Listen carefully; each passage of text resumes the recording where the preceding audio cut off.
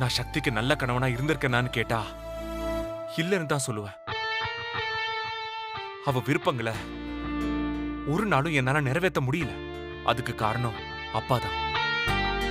என் அப்பாவை மீறி என்னால எதுவுமே பண்ண முடியல. பொறுத்து பொறுத்து பார்த்துட்டு சக்தியும் நான் மாற மாட்டேன்னு வீட்டை விட்டு போயிட்டா. இப்ப அவ திரும்ப வீட்டுக்கு வரணும்னா சக்தி சொல்ற மாதிரி நான் மாறணும். ஆனா அப்பாவை மீறி என்னால எதுவும் செய்ய முடியல. சக்தி எதிர்பார்க்கிற மாதிரிதான் எனக்கும் இருக்கணும்னு ஆசை. ஆனா என்னால அப்படி இருக்க முடியுமான்னு தெரியல. முடியும்னு உறுதியா நினை, அது கண்டிப்பா நடக்கும். முடியாதுன்னு நினைச்சா அது முடியாது மாப்ள. மாப்ள, பிரச்சனை வரும் சொல்லி நம்ம பயந்துட்டே இருந்தோம்னா நம்ம நினைச்சதை அடையவே முடியாது. பிரச்சனையை எதிர்கொள்றவன் தான் வாழ்க்கையில ஜெயிப்பான். அப்பா தான் உனக்கு பிரச்சனைன்னு வச்சுக்கேன், அவரை நீ ஃபேஸ் பண்ணு மாப்ள. சக்தி உனக்கு வேணும்னா அவ எதிர்பார்க்கிற வேலுவா நீ மாறு. மாமா, சக்தி என்ன வேலைக்கு போக சொல்றா. ஆனா நான் எதுவுமே படிக்கல மாமா. எனக்கு யார் வேலை தருவா? டேய், இந்த காலத்துல படிச்சவங்களாம் படிச்ச துறையில வேலை பார்க்கறாங்களா என்ன?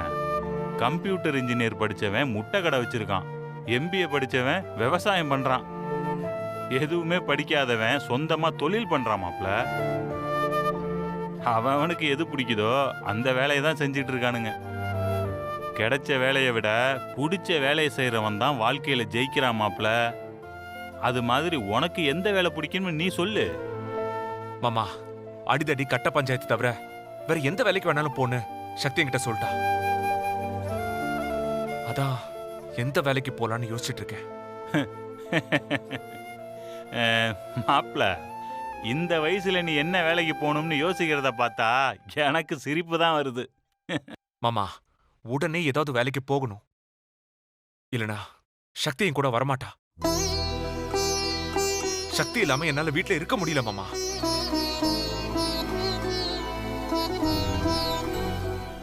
மாப்ள, உடனே உனக்கு வேலை வேணும்னா என் ஃப்ரெண்டு ஒருத்தன் இருக்கான், அவன் கிட்ட சொல்றேன்.